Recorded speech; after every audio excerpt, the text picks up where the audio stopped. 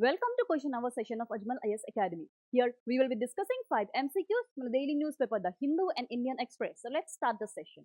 Our first question is regarding the 1996 Ganga Water Treaty. Statement 1 says the treaty is scheduled to expire in December 2026. This is a correct statement. Statement 2 says it governs water sharing between India and Bangladesh at Farakka.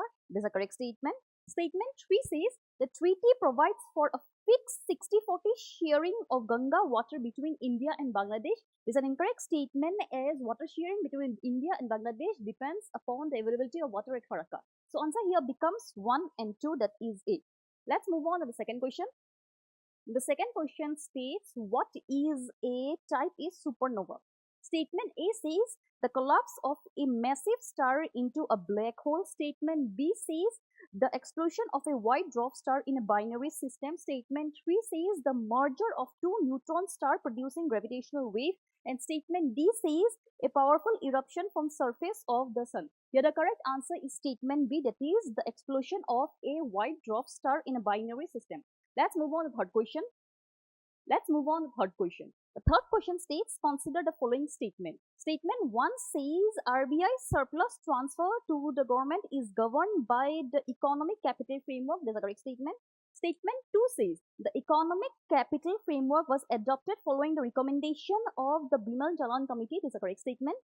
Statement 3 says the surplus transfer form part of the divisible pool share with states. This is an incorrect statement as it does not form part of the divisible pool share with states. So answer here becomes 1 and 2, that is A. Let's move on to the fourth question.